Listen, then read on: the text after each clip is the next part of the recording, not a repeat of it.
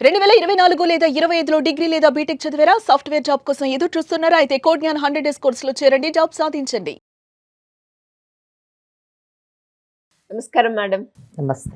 ఆడపిల్లల్లో వాళ్ళకి ఏ చిన్న సమస్య వచ్చినా కూడా చాలా పెద్దగా చూస్తారు. అండ్ దాన్ని గనుక మనం ముందుగానే స్టెప్ తీసుకోకపోతే దాని సివియారిటీ పెరిగి దాని ఇంపాక్ట్ వేరే లెవెల్‌గా ఉంటుంది అని చెప్తూ ఉంటారు. సో, అది హార్మోనల్ బ్యాలెన్స్ అయినా, లేదు అంటే పీరియడ్స్ టైంలో వచ్చే పెయిన్స్ అయినా, అండ్ ఎస్పెషల్లీ ఈరోజు మనం మాట్లాడుకుంటే వైట్ డిశ్చార్జ్. ఈ వైట్ డిశ్చార్జ్ కూడా చాలా మందిని భయపడే స్టేజ్ వరకు తీసుకెళ్తూ ఉంటుంది. అంటే వైట్ డిశ్చార్జ్‌ని మనం ఏ రకంగా తీసుకోవాలి? ఏ సందర్భాల్లో ఇది సివియారిటీ అయ్యే ఛాన్సెస్ ఉంటాయి? వాటికి గల సింప్టమ్స్ ఏ విధంగా ఉంటుంది? ఒకవేళ ఎవరైనా కూడా ఈ ప్రాబ్లమ్‌తో సఫర్ అవుతున్నారు అంటే ట్రీట్మెంట్ ఎలా ఉంటుంది మ్యామ్? మన దేశంలో మహిళలకి తెల్లబట్ట అంటే ఒక రకమైన భయము, రకరకాల అనుమానాలు తెల్లబట్టకు సంబంధించి ఉన్నాయి. బేసిక్గా ఫస్ట్ అండ్ ఫార్మోస్ట్ నేను అందరికీ చెప్పేది ఒక్కటే. బాడీ ఫంక్షన్లో భాగంగా రకరకాల ద్రవాలు తయారవుతాయి. ఫర్ ఎగ్జాంపుల్, చెవిలో గుబిలి, కంట్లో నీళ్లు, ముక్కులో చీవిడి, నోట్లో ఉమ్మి ఎలా కామనో వైట్ డిశ్చార్జ్ కూడా అంతే కామను. అసలు వైట్ డిశ్చార్జ్కి ఒక సైంటిఫిక్ రీజను, ఒక పర్పస్ ఉంది హెల్త్కి. వైట్ డిశ్చార్జ్ నార్మల్గా ప్రొడ్యూస్ అవటం వల్ల చాలా అడ్వాంటేజెస్ ఉన్నాయి. First and foremost vaginal pH maintain అవుతుంది కరెక్ట్ రేంజ్లో.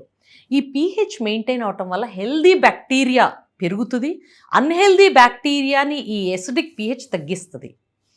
అలాగే రకరకాల కొన్ని వేల రకాల మైక్రోబ్స్ ఉంటాయి, వాటిల్లో హెల్దీ మైక్రోబ్స్ మాత్రమే పెరిగేటట్టు చేస్తుంది ఈ white discharge. Second thing, white discharge ఉండటం వల్ల భార్యాభర్తల సంబంధం అనేది నొప్పి లేకుండా ఉంటుంది. It is a natural lubricant. అందుకనే మీరు గమనిస్తే పీరియడ్స్ ఆగిపోయిన మహిళల్లో ఎక్కువగా లూబ్రికేషన్ ఇవ్వాల్సిన అవసరం ఉంటుంది. ఎందుకంటే వీళ్ళలో ఈ అండాశయాల ఫంక్షన్ తగ్గేటప్పటికి వెజైనల్ మ్యూకోజా నుంచి సెక్రీషన్స్ తగ్గుతాయి.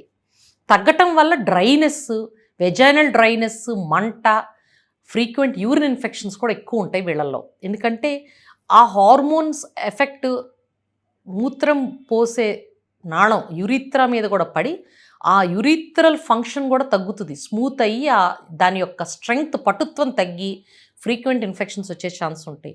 సో వీటన్నిటినీ మనం కనుక గమనిస్తే వైట్ డిశ్చార్జ్ వైటల్, అది చాలా అవసరం మనిషికి. సెకండ్ థింగ్, మరి చాలామంది మేడం తెల్లబట్ట అవుతుంది, వాసన వస్తుంది, మేము డూషింగ్ చేస్తాము అని అంటారు. డూషింగ్ అంటే న్యాచురల్ బ్యాక్టీరియాని బయట నుంచి ఫ్లూయిడ్ పంపించి తీసేయటం అది. సో మన శరీరానికి న్యాచురల్గా హామ్ చేస్తుంది డూషింగ్, హెల్ప్ చేయదు అది. సో శరీరం ఏంటి, న్యాచురల్ క్లీనింగ్ చేసుకోగలదు. Vagina can maintain its own health. మన అవసరం ఏమీ లేదు దాని హెల్త్ మెయింటైన్ చేయడానికి. It is as simple as that. Second, మరి ఎప్పుడు ట్రీట్మెంట్ తీసుకోవాలి, ఎప్పుడు డాక్టర్ని కలవాలి అనేది కామన్గా డౌట్లు.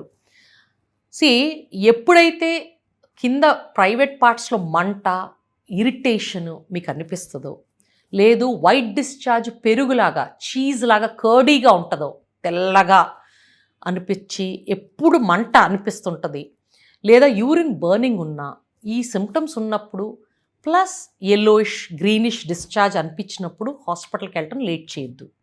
వైట్ డిశ్చార్జ్ ఎవరికి ఎక్కువ ఉంటుందంటే డయాబెటీస్ ఉన్న వాళ్ళకి ఎక్కువ ఉండే అవకాశం ఉంటుంది. ఎందుకంటే వీళ్ళల్లో షుగర్ లెవెల్స్ ఎక్కువ అయ్యి ఫంగల్ ఇన్ఫెక్షన్స్ వచ్చే ఛాన్స్ ఎక్కువ ఉంటుంది. సో ఇమ్యూనో కాంప్రమైజ్ అంటే శరీరంలో ఇమ్యూనిటీ తగ్గినప్పుడు, ఫర్ వాట్ ఎవర్ రీజన్, రకరకాల యాంటీబయాటిక్స్ వాడినప్పుడు కానీ, లేదా వేరే రకాలైనటువంటి ట్రీట్మెంట్స్ తీసుకున్న వాళ్ళలో న్యాచురల్ వెజైనల్ బ్యాక్టీరియా కూడా చనిపోతాయి. కాబట్టి అటువంటప్పుడు అన్హెల్దీ బ్యాక్టీరియా పెరిగి మీకు ఇన్ఫెక్షన్స్ వచ్చే ఛాన్స్ ఉంటుంది. ఇటువంటప్పుడు మాత్రము మీరు ఖచ్చితంగా ట్రీట్మెంట్ తీసుకోవాలి తప్ప మెజారిటీ విమెన్ రొటీన్ తెల్లబట్టకు భయపడద్దు. ఫైనల్గా నేను చెప్పేది ఏంటంటే వైట్ డిశ్చార్జ్ మీ యొక్క రీప్రొడక్టివ్ సిస్టమ్ని రిఫ్లెక్ట్ చేస్తుంది. అంటే అండం విడుదలయ్యే టైంలో పల్చగా, అండం విడుదలైంది కదా, ఇంద్రియం సెమెన్ పెనట్రేట్ చేయటానికి వీలవటానికి పల్చగా అయిపోతుంది. అది పర్మిట్ చేస్తుంది స్పర్మ్ని గర్భసంచి లోపల ఎంటర్ అవటానికి. సో పల్చగా ఉంటుంది. ఆ ఓవ్యులేషన్ పీరియడ్ అయిపోయిన తర్వాత గట్టిపడిపోతుంది, ఎందుకంటే ఇంకా పెనట్రేషన్ అవసరం లేదు కాబట్టి. సో ఈ ఓవ్యులేషన్కి పోలినట్టు దానికి మ్యాచ్ అయ్యేటట్టు వైట్ డిశ్చార్జ్ ఉంటుంది మీరు గమనిస్తే. సో కంప్లీట్గా బాడీ దానంతటది మాడ్యులేట్ చేసుకుంటూ సాగుతుంది. కాబట్టి ప్రతి వైట్ డిశ్చార్జ్కి అస్సలు భయపడద్దు.